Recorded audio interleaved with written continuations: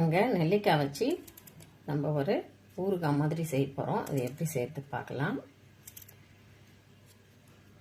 நல்லா சாதம் போட்டு கூட கலரி சாப்பிடலாம். ரொம்ப ஹெல்த்தியாக இருக்கும், ரொம்ப டேஸ்டியாகவும் இருக்கும். இந்த மாதிரி நெல்லிக்காயில் உடம்புக்கும் ரொம்ப நல்லது. மாதிரி ஃபுல்லாக கட் பண்ணிவிட்டு நல்லா ஆவியில் வச்சு மாதிரி வேக வச்சிடலாம்.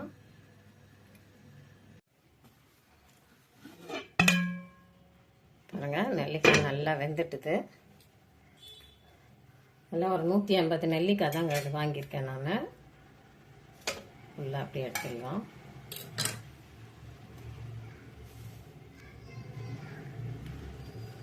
ஃபுல்லாக எடுத்து கொஞ்சம் ஆற வச்சுட்டு கழட்டி எடுத்துடலாம் எல்லாத்தையும்.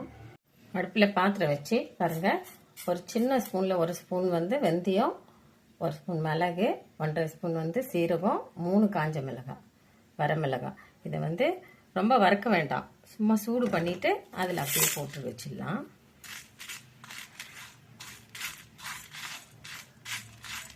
அனல் வச்சு வறுக்க வேண்டாம், அப்படியே கொஞ்சம் கடை சூடானோன்னு அதிலே அப்படியே வச்சிடலாம். அதுலேயே சரியாக இருக்கும். நம்ம பச்சையாக அரைக்கணும், அது ரொம்ப வறுப்படாதுங்கிறதுனால கொஞ்சம் சூடு பண்ணி அதில் போட்டுட்டோம்னா கொஞ்சம் நல்லா நைஸாக அரைஞ்சிடும். அதுக்காக பாருங்கள், இதெல்லாம் நல்லா வறுத்து மிக்சியில் இந்த மாதிரி பொடி பண்ணிட்டேன். கொஞ்சம் ஒரு 6-7 பல்லு பூண்டு உரிச்சிருக்கேன். சும்மா இதில் இதை எடுத்துட்டு பவுடர் தனியாக எடுத்துடலாம்.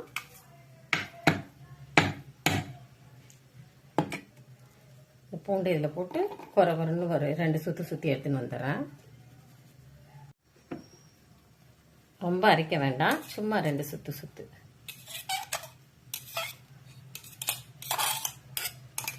இதை அப்படியே சைடில் வச்சிடலாம்.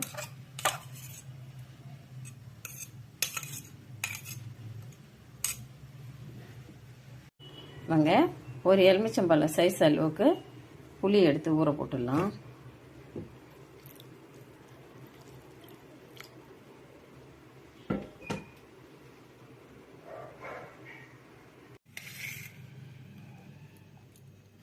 நல்லா ஆறிடுது பாருங்கள். இப்படி கையில் கழட்டினாலே வந்துடுது பாருங்கள். கொட்டை எடுத்துடலாம்.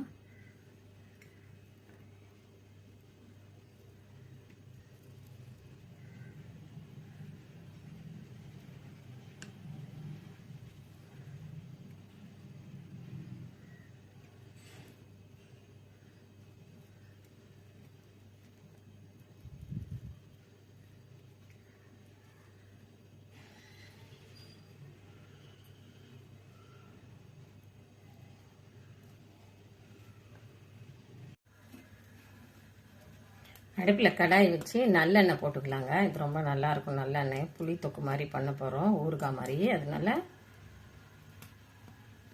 ஒரு 100 கிராம் அளவுக்கு எண்ணெய் போட்டுக்கலாம்.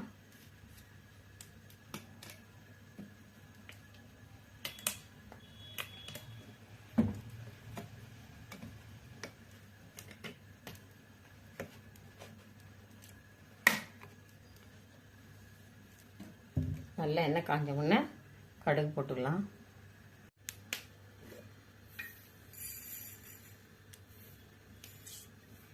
எண்ணெய் காஞ்சிட்டு கடுகு போட்டுடலாம்.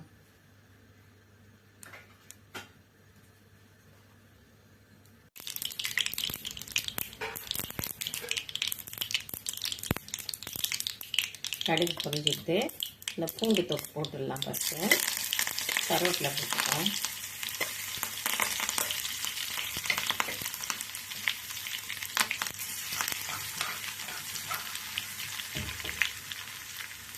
கொஞ்சம் பெருங்காயத்தூள் போட்டுடலாம்.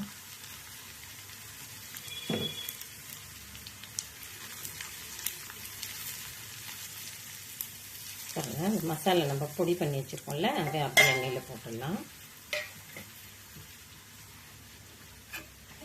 புளி நல்லா எலுமிச்சம்பழம் அளவுக்கு எடுத்து வச்சோம்ல, அதை நல்லா அப்படியே கரைச்சி வச்சுருக்கேன், அதை போட்டுக்கலாம்.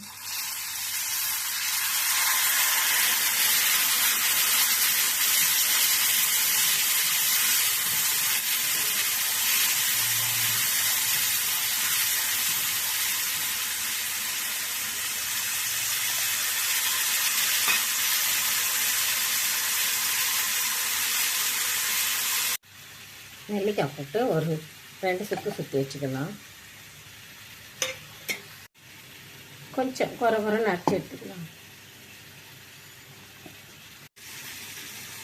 பாருங்க, கொஞ்சம் ஓரளவு குறைன்னு அரைச்சி எடுத்தாச்சு.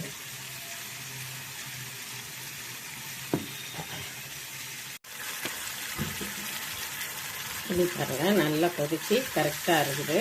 இதில் வந்து இது போட்டுடலாம்.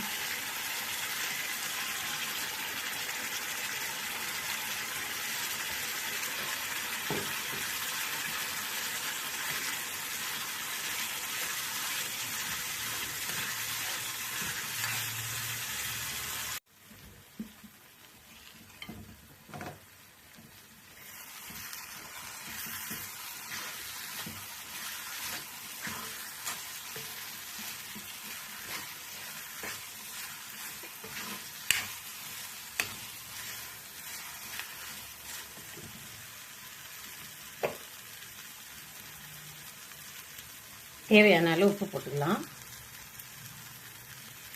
கொஞ்சம் மஞ்சள் தூள் போட்டுக்கலாம்.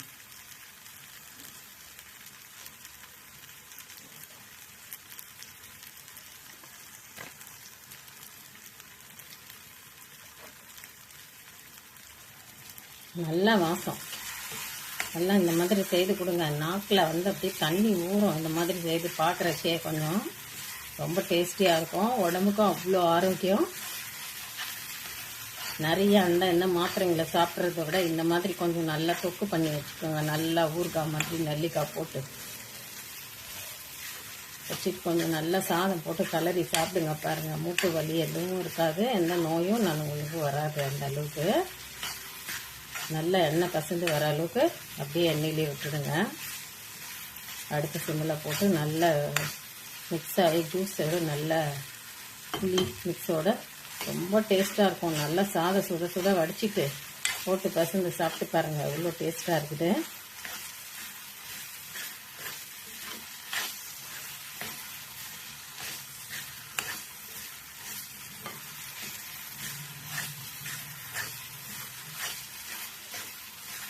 இல்லை நெல்லிக்காய் இருக்குதுன்றதே தெரியாது குழந்தைங்களுக்கு கூட. நல்லா சாதம் கலரி பாக்ஸ் கூட கொடுத்து அனுப்பலாம். ஏதாவது சைட் டிஷ் வச்சுட்டு உருளைக்கிழங்கு வாழைக்காய் அந்த மாதிரி ஏதாவது பொரியல் வச்சு சாதம் கலரி குழந்தைகளுக்கும் கொடுத்து அனுப்பலாம்.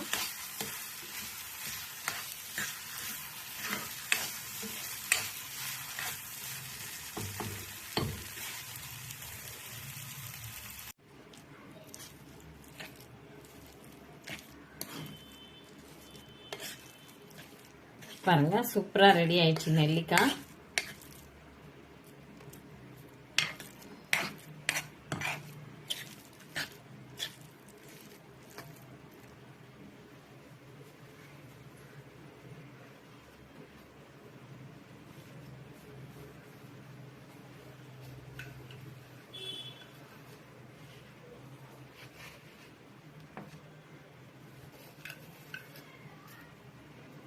அப்படியே வேறு எது ஏர் கண்டெய்னரை இந்த மாதிரி டைட்டாக இருக்கிறதுல போட்டு வச்சிடலாம். ஃப்ரிட்ஜில் கூட வச்சுருங்க, கொஞ்ச நாள் வச்சு யூஸ் பண்ணிக்கலாம்.